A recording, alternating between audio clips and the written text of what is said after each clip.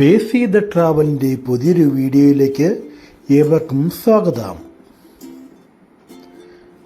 നമ്മുടെ ഇന്നത്തെ യാത്ര മലേഷ്യക്കാണ്.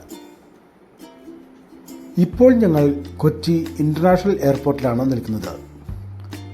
എയർപോർട്ടിൻ്റെ അകത്ത് പ്രവേശിച്ചു.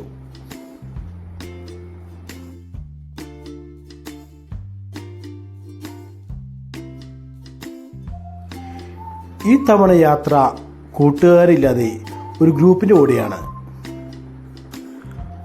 ചെക്കിങ് ചെയ്ത് നേരെ ലോഞ്ചിലേക്കാണ് നടത്തം.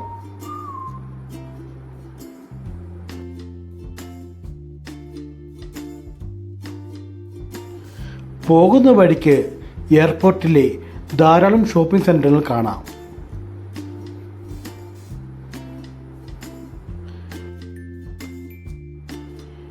ഇതെല്ലാം കാഴ്ചയിലൊതുക്കി ഞാൻ മുമ്പോട്ട് തന്നെ നടന്നു.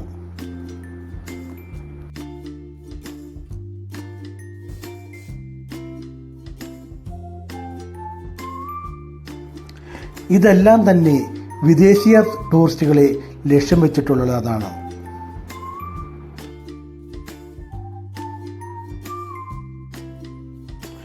ലിക്വിഡ് ഷോപ്പിൽ ധാരാളം ഓഫറുകൾ ഉണ്ട്. 2 കുപ്പി വാങ്ങുമ്പോൾ ഓർണം ഫ്രീ എന്ന രീതിയിലാണ് അവിടുത്തെ സെയിൽ.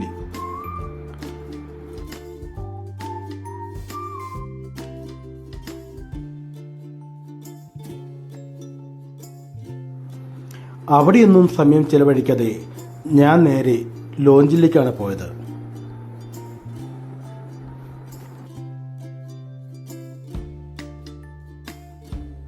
എയർപോർട്ട് ലോഞ്ച് ഫെസിലിറ്റിയുള്ള എല്ലാ കാർഡുകളും ഉപയോഗിച്ച് നമുക്കിവിടെ ലോഞ്ചിൽ ആക്സസ് ചെയ്യാം.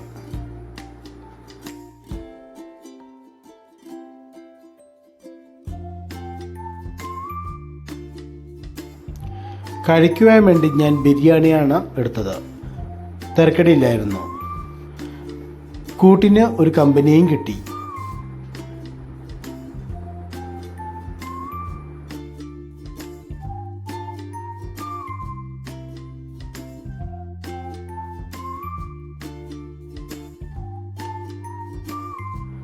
ലോഞ്ചിൽ ഇരുന്ന് സമയം പോയതറിഞ്ഞില്ല.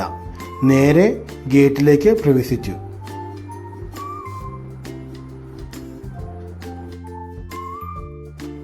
ബോർഡിംഗ് പാസ് കാണിച്ച് നേരെ ഫ്ലൈറ്റിലേക്ക് കയറി. യാത്രക്കാർ വരുന്നതേ ഉള്ളൂ.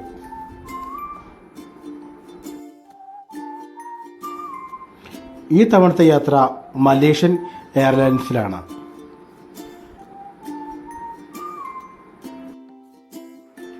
ഒരു മണിക്ക് ഇവിടുന്ന് പുറപ്പെട്ട ഫ്ലൈറ്റ് പുലർച്ചെ 5 മണിക്ക് കോലാലംപൂർ എയർപോർട്ടിൽ എത്തി.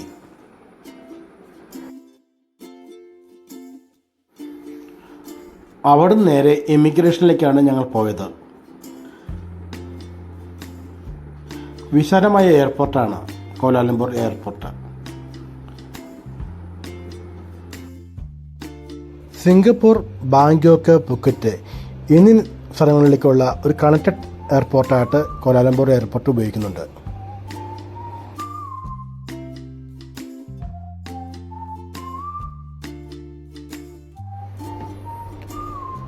വിമാനത്തിൽ നിന്നിറങ്ങി കുറച്ച് ദൂരം നടക്കാനുണ്ട്. ഈ ബിൽഡിങ്ങിൽ നിന്നും മറ്റൊരു ബിൽഡിങ്ങിലേക്ക് ബസ്സിൽ വേണം പോകാൻ.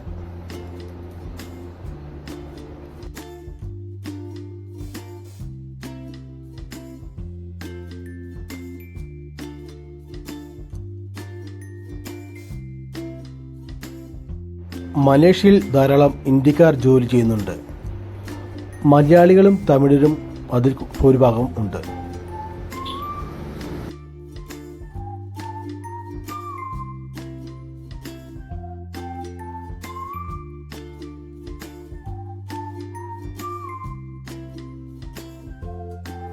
ഇന്ത്യയിൽ നിന്ന് പോകുന്നവർ കൂടുതലായിട്ട് ഉപയോഗിക്കുന്നത് കോലാലംപൂർ എയർപോർട്ട് തന്നെയാണ്.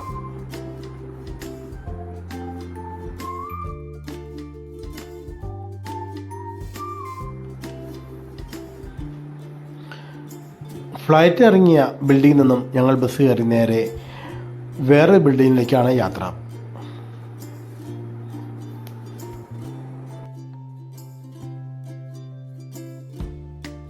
വിശാലമായ എയർപോർട്ടിൽ പല ഭാഗങ്ങളിലായി ധാരാളം വിമാനങ്ങൾ കാണാം.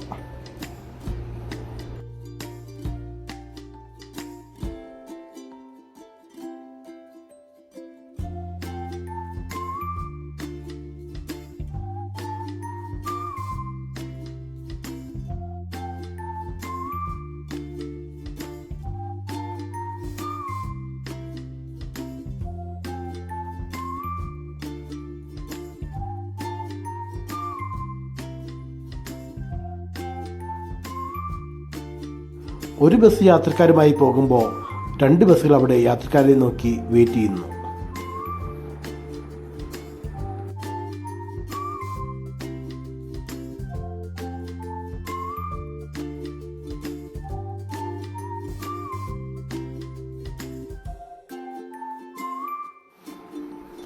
എയർപോർട്ടിൻ്റെ പല ഭാഗത്തേക്കും പോകാനായി പാലങ്ങളും റെയിൽവേ പാളങ്ങളും എല്ലാം കാണാം.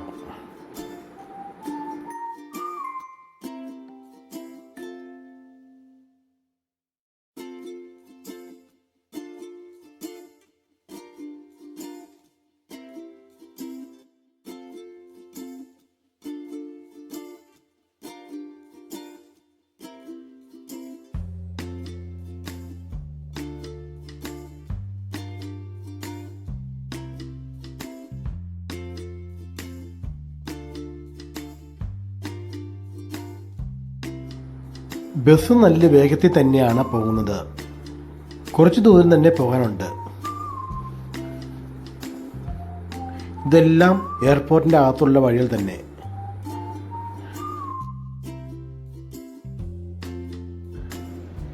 ഇമിഗ്രേഷൻ കഴിഞ്ഞ് ഞങ്ങൾ നേരെ എയർപോർട്ടിൻ്റെ പുറത്തേക്ക് വന്നു. ഇവിടെയാണ് ലഗേജുകൾ കളക്ട് ചെയ്യേണ്ടത്.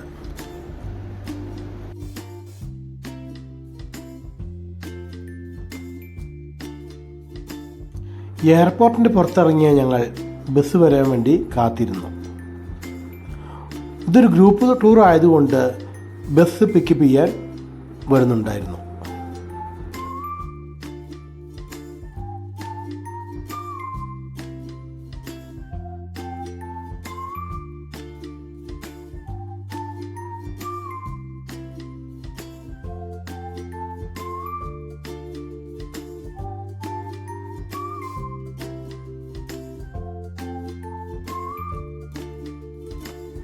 ഈ ബിൽഡിങ്ങിൻ്റെ സൈഡിൽ കൂടി പോകുന്നത് റെയിൽവേ പാളമാണ്. റെയിൽവേയും മെട്രോയും റോഡുകളും എല്ലാം തന്നെ ഈ എയർപോർട്ടുമായി ബന്ധിപ്പിച്ചാണ് യാത്ര. ഞങ്ങൾക്ക് യാത്ര ചെയ്യാനുള്ള ബസ് അവിടെ എത്തി. ഇനി 4 ദിവസം ഈ ബസ്സിലാണ് യാത്ര. കേരളത്തിൻ്റെ പല ഭാഗത്തു നിന്നുമുള്ളവരുമായിട്ട് ഒരു യാത്ര. ഇനി 4 ദിവസം അവരുമായിട്ടാണ് കൂട്ട്. അതൊരു ത്രില്ല് തന്നെ.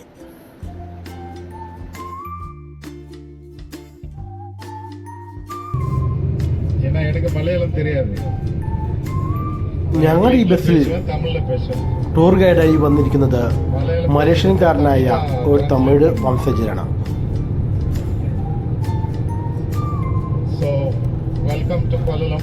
പകുതി ഇംഗ്ലീഷിലും പകുതി തമിഴിലുമായി പല സ്ഥലങ്ങൾ പരിചയപ്പെടുത്തിക്കൊണ്ടിരുന്നു.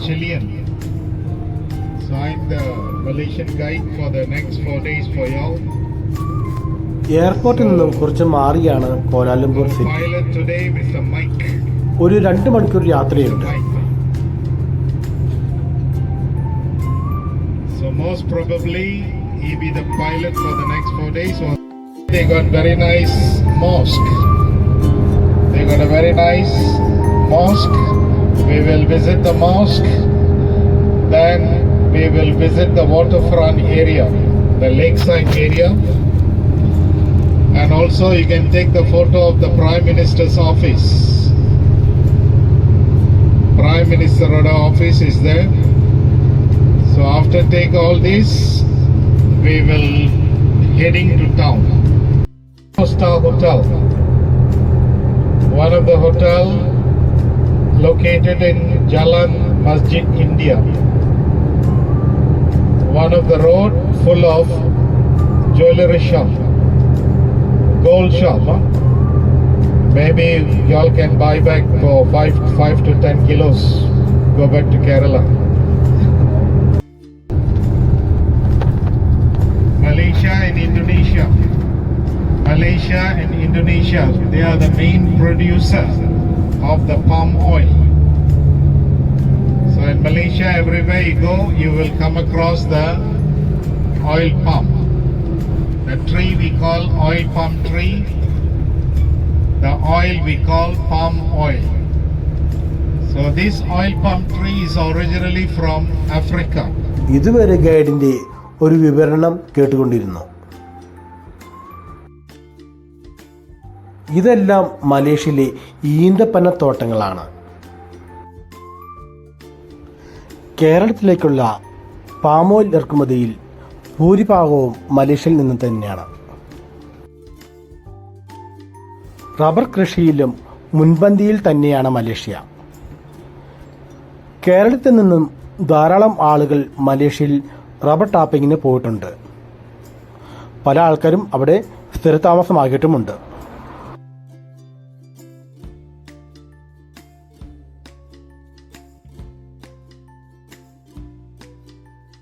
ഹൈവേയിൽ കൂടി വാഹനം നല്ല വേഗത്തിൽ തന്നെയാണ് പോകുന്നത്.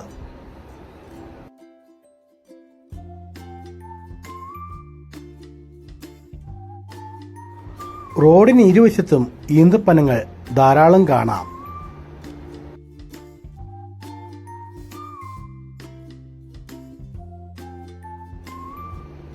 ഇതെല്ലാം ഒരു ഗ്രാമീണ മേഖലയായിട്ടാണ് കാണുന്നത്.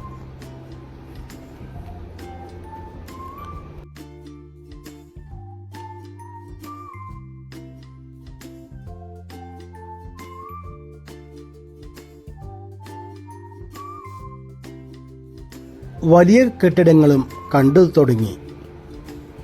ഗവൺമെൻറ് ഓഫീസുകളും ഫ്ലാറ്റുകളുമാണ് ഇവിടെ ധാരാളം.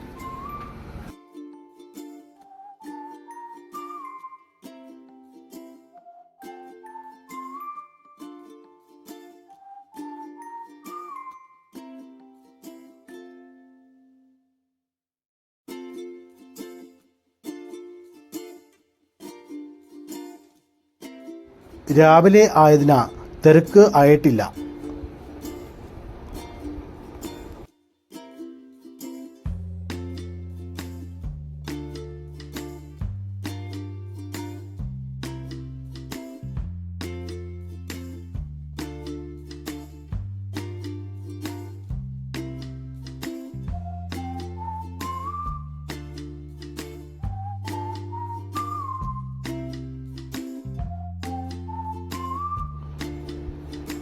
രാവിലെ തന്നെ വഴികളെല്ലാം വിജനമാണ്.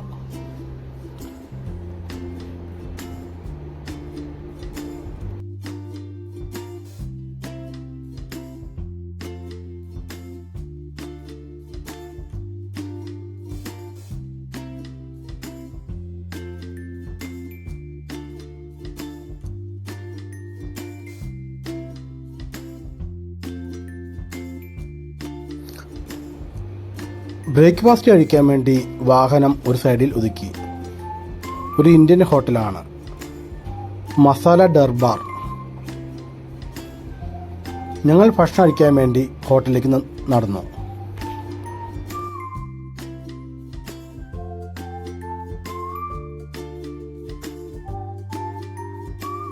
ഹോട്ടലിലെ വിഭവങ്ങളെല്ലാം ഫ്രണ്ടിൽ തന്നെ പ്രദർശിപ്പിച്ചിട്ടുണ്ട്. ഇത് കണ്ട് നമുക്ക് ഓർഡർ ചെയ്യാം.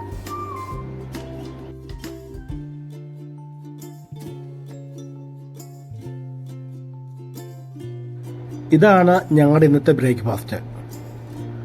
സേമിയ കൊണ്ടുണ്ടാക്കിയ ഉപ്പുമാവ്, പൊറോട്ട, ചിക്കൻ കറി, ഫ്രൈഡ് റൈസ്. ആവശ്യാനുസരണം എടുത്ത് കഴിക്കാം. എല്ലാം ബഫേ ആയിട്ട് തന്നെ.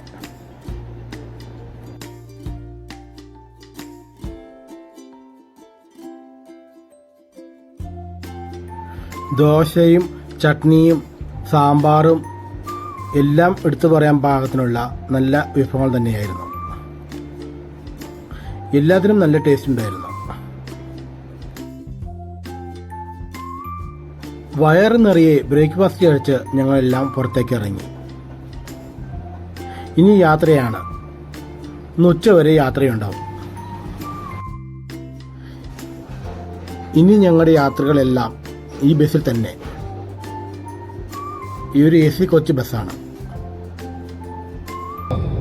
DNA, because his grandfather from Kerala, he came to this country 100 years ago or 120 years ago. Then he married to the Malay girl, local Malay Muslim girl. Then the generation become a Malay generation. Only the grandfather from Kerala, but the grandmother, she is Malaysian. Then the following generation is 100% Malays. But this guy don't want to admit the 8% is the Malay population. So they are the people decide who going to be our Prime Minister. So Malay population 58% and all the Malay people are Muslims. Came to this country 200 years ago. That was during the British occupation. They mainly came here to work in the tin mine, the metal mines. In Malaysia, we don't have the gold mine, but once upon a time in Malaysia, everywhere there is a tin mine, metal. And the Indians population are 7%. Very small group, used to be a 10%. So we can see the mosque everywhere. Every township we can find a mosque. In Malaysia, all the mosques built by the government. The government built the mosque, every township. And we still can find the Chinese temple, Hindu temple, and also the church everywhere. So the Chinese temple, the Hindu temple, and also the church always built by the private organization. So company, Korean company, and also the Indian company called Mahendra Technology in Cyberjaya. So even there are so many IT engineers from India working in Cyberjaya. That's why you can see a lot of Indian restaurants. Month salary. Like if you work for the company 30 years, you will get the 30-month salary in one lump sum as appreciation from the company. And also for the private sector, they got compulsory saving system. They call the EPF, Employees Provident Fund. So nearly 22% from the salary goes to the compulsory. ഇത്രയും നേരം ഗൈഡിൻ്റെ മലേഷ്യയെക്കുറിച്ചുള്ള വിവരണമാണ് കേട്ടുകൊണ്ടിരുന്നത്. നമ്മൾ ആദ്യം പോകുന്നത് പുത്രജയ എന്ന സ്ഥലത്തേക്കാണ്.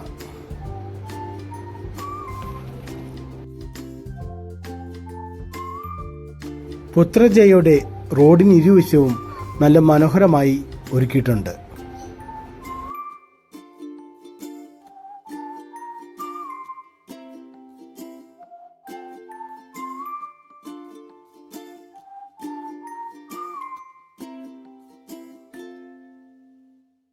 പുത്രജയയുടെ ton ഭാഗത്തേക്കാണ് വാഹനം പോയിക്കൊണ്ടിരിക്കുന്നത്.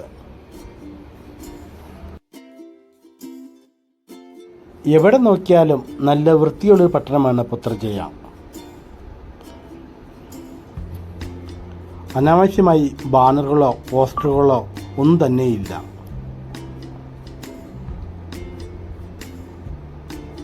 പാർക്കിംഗ് എല്ലാം പ്രത്യേകം ക്രമീകരിച്ച പാർക്ക് ഗ്രൗണ്ടുകളിൽ മാത്രം.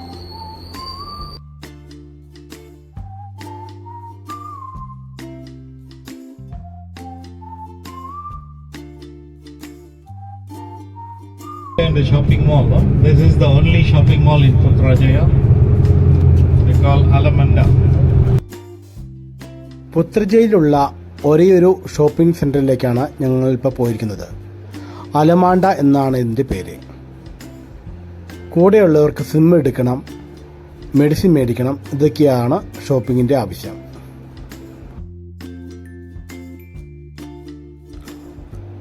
ഷോപ്പിംഗ് മാൾ ഞങ്ങൾ മൊത്തം ചുറ്റിക്കണ്ടു. രാവിലെ ആയതിനാൽ വലിയ തിരക്കൊന്നുമില്ല.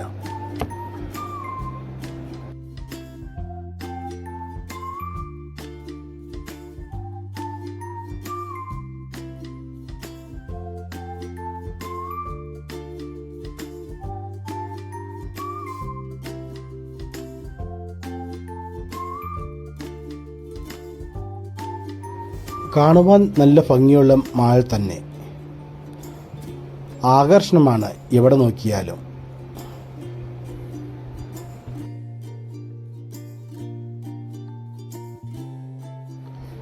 റിയൽമിയുടെയും ഒപ്പോയുടെയും കമ്പനി ഷോറൂമുകൾ ഇവിടെയുണ്ട്. സാംസങ് ഫോണിനും നല്ല ഓഫർ തന്നെയുണ്ട്.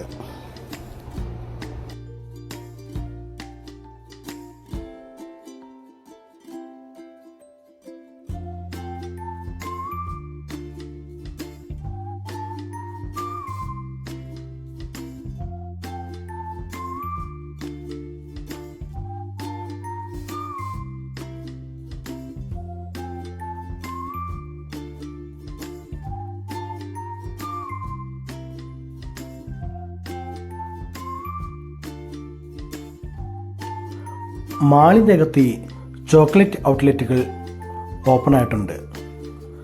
പല രീതിയിലും പല വർണ്ണത്തിലുമുള്ള മിഠായികൾ, കുക്കീസുകൾ എല്ലാം അവിടെയുണ്ട്. ഇതിൻ്റെ എല്ലാം റേറ്റ് അവിടെ പ്രദർശിപ്പിച്ചിട്ടുണ്ട്.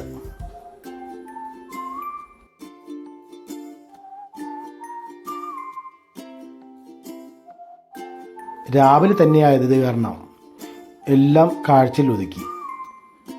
ഇനിയും സമയമുണ്ടല്ലോ.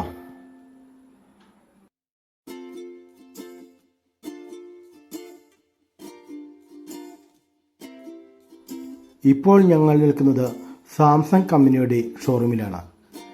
എല്ലാ പുതിയ മോഡലുകളും അവിടെ ഉണ്ട്. ഏകദേശം ഇന്ത്യയിൽ വില തന്നെ വരും.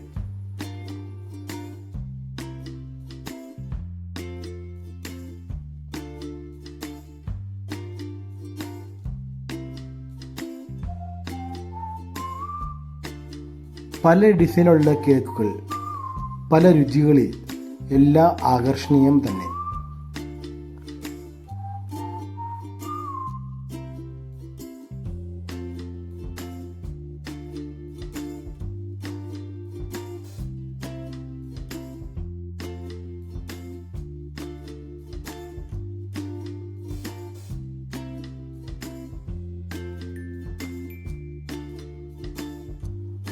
കുട്ടികൾക്ക് കളിക്കാൻ വേണ്ടിയുള്ള ചെറിയ ചെറിയ കളിപ്പാട്ടങ്ങൾ, ഇതെല്ലാം വിൽപ്പനയ്ക്ക് തന്നെ.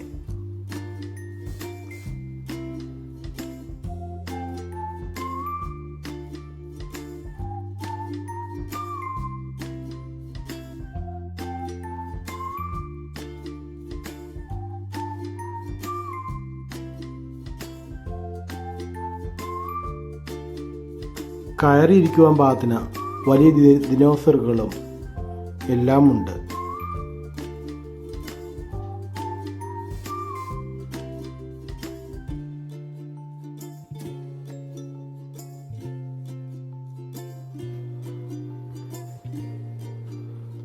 ഞങ്ങൾ മാളിൻ്റെ പുറത്തേക്ക് ഇറങ്ങി.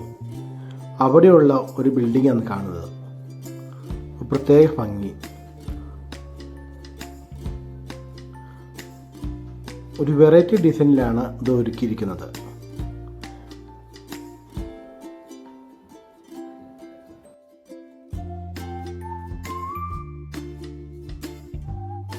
ഓരോ ഷേപ്പുള്ള രണ്ട് കെട്ടിടങ്ങൾ പാരലായി നിൽക്കുന്നു. അകലെ നോക്കുമ്പോൾ കാണുവാൻ ഒരു ആകർഷണീയം തന്നെ.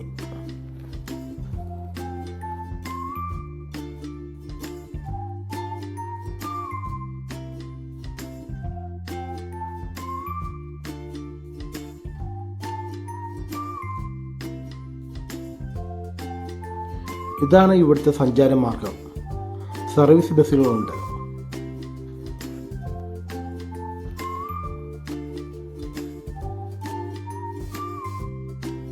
റോഡിൽ പൊതുവെ തിരക്ക് കുറവ്. ടൗണിൽ നിന്നും കുറച്ച് മാറിയത് കാരണമാണ് തോന്നുന്നു.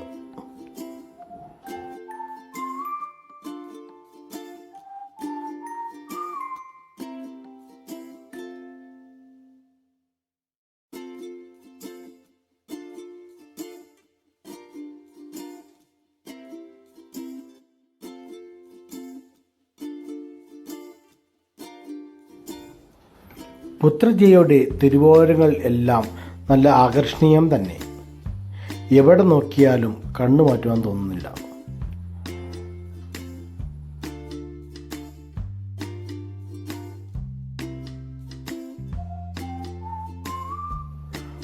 വഴികളിലെല്ലാം നല്ല ഭംഗിയുള്ള പൂക്കളുള്ള ചെടികൾ നട്ടുപിടിപ്പിച്ചിരിക്കുന്നു.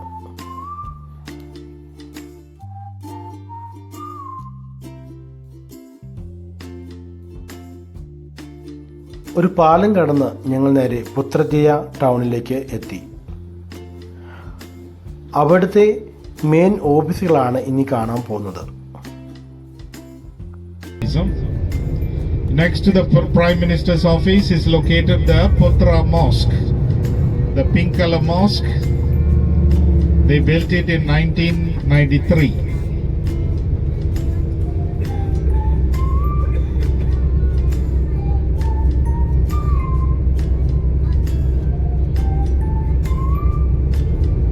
So in Malaysia there are 3 pieces of land directly controlled by the central government. That is called Kuala Lumpur, Putrajaya and Labuan. So this is the flag for the federal territory, the 3 states, 3 colors for the 3 states. Every year we celebrate Federal Territory Day on the 1st of February. So they celebrated about 2 weeks ago. That's why you can see the flag here. A lot of flags here. Federal Territory flag.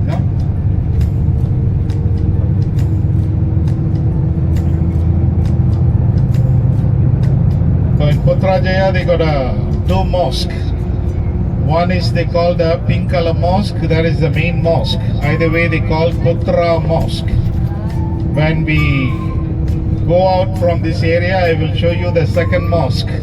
That is called the Steel Mosque. It's mainly fully made of steel, metal.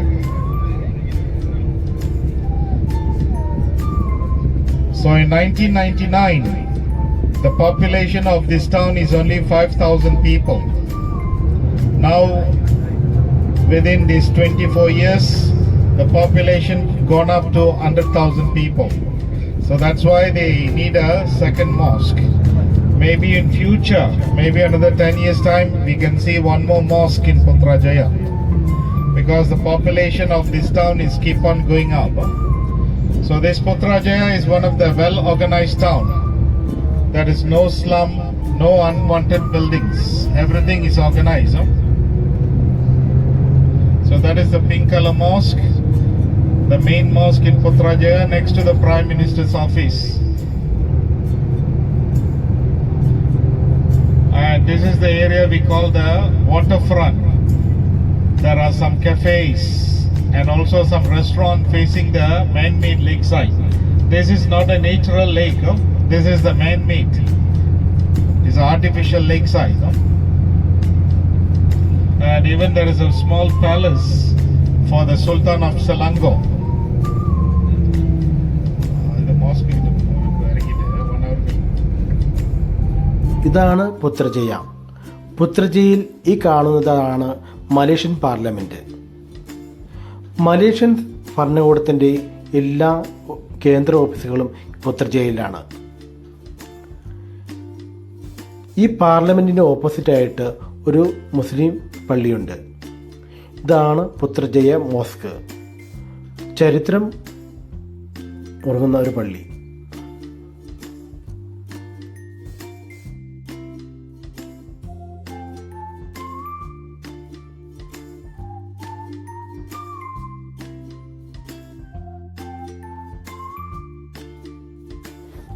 നേരിട്ട് കാണുമ്പോഴാണ് പള്ളിയുടെ വലിപ്പം മനസ്സിലാവുന്നത്. വർഷങ്ങൾക്ക് മുമ്പ് ഇത് നിർമ്മിച്ചപ്പോൾ ഉള്ള ആ നിർമ്മിതിയെക്കുറിച്ച് ഞാൻ ഓർത്തുപോയി.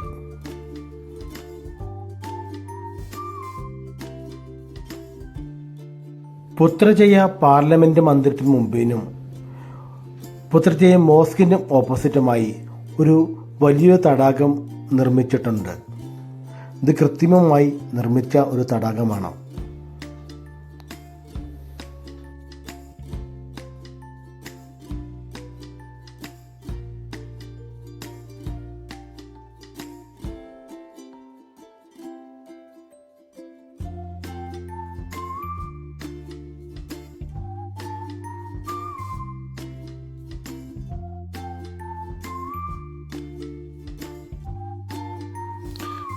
ഞങ്ങൾ പള്ളിയുടെ അകത്തേക്ക് നടന്നു.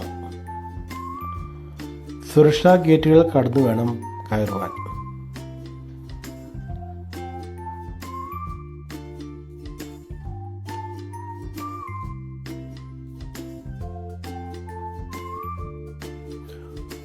തൂണുകളെല്ലാം നല്ല വലിപ്പമുള്ള തൂണുകൾ തന്നെ. ആരെയും ആകർഷിക്കും വിധമാണ് ഇതിൻ്റെ നിർമ്മിതി.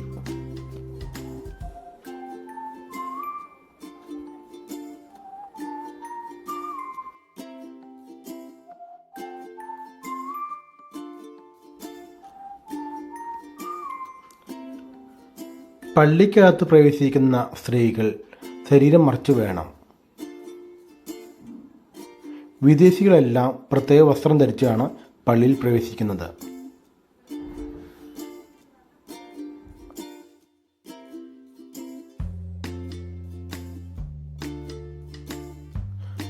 പള്ളിയുടെ നടുമുറ്റത്തു നിന്നുള്ള കാഴ്ചകളാണ്. വിശാലമായ നടുമുറ്റം അവിടെ നിന്നാലും കാണാം.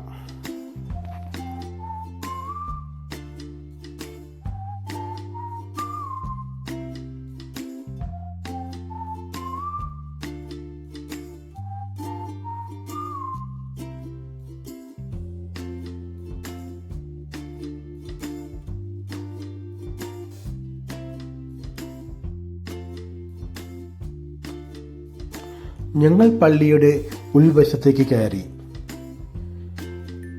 ഗോപുരങ്ങളെല്ലാം നല്ല ഉയർന്ന രീതിയിൽ തന്നെ ചിത്രപ്പണികൾ കൊണ്ടും നല്ല വർണ്ണങ്ങൾ കൊണ്ടും അലങ്കരിച്ചിരിക്കുകയാണ് പള്ളിയുടെ ഉൾഭാഗം.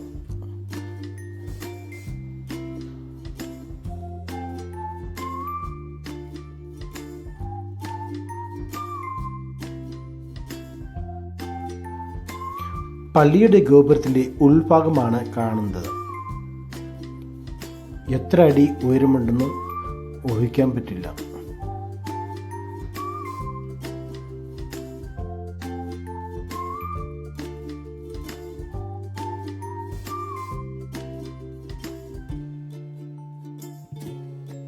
ഇത്ര ഉയരമുള്ള ഗോപുരമായതിനാൽ ഉൾഭാഗം മുഴുവനും നല്ല തണുപ്പാണ്.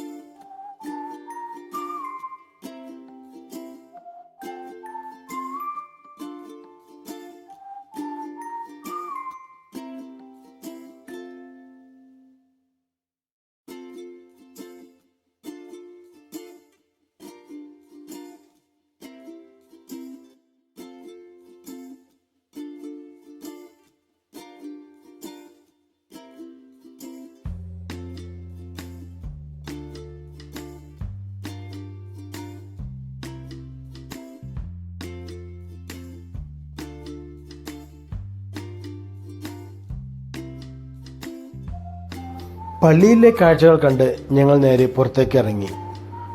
പുറത്ത് പുത്രജയെ ഒന്നും കൂടി കാണുകയാണ്. നല്ല മനോഹരമായി ഒരുക്കിയിരിക്കുന്നു ആ പ്രദേശം.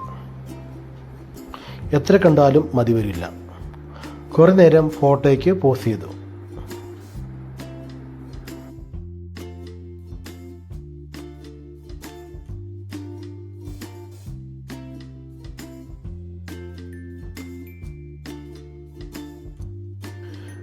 ഗ്രൂപ്പിലുള്ള എല്ലാവരും തന്നെ പുറത്തിറങ്ങി ഫോട്ടോകൾ എടുക്കുകയാണ്.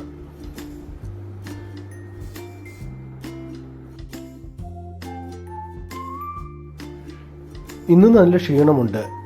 രാത്രി 1 മണിക്ക് ഫ്ലൈറ്റ് കയറിയാണ്. വിശ്രമിച്ചിട്ടില്ല. ഫ്ലൈറ്റിൽ കയറി കുറച്ചു നേരം മയങ്ങിയത് മാത്രം. ഇനി നേരെ റൂമിലേക്ക് പോകണം.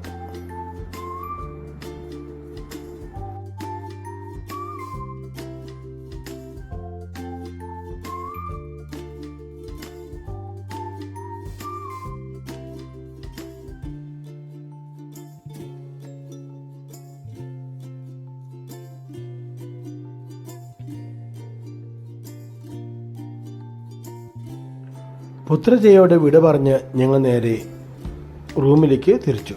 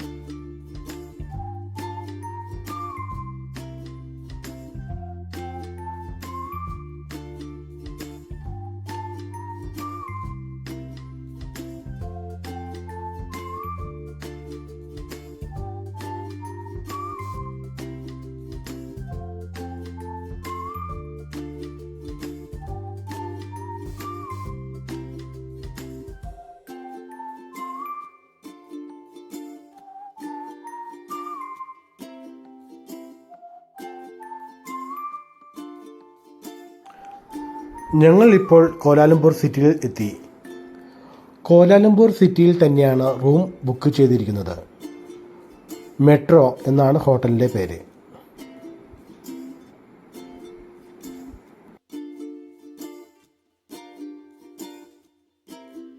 മലേഷ്യൻ കാഴ്ചകൾ എന്ന വീഡിയോയുടെ ഫസ്റ്റ് എപ്പിസോഡ് ഇവിടെ അവസാനിക്കുന്നു.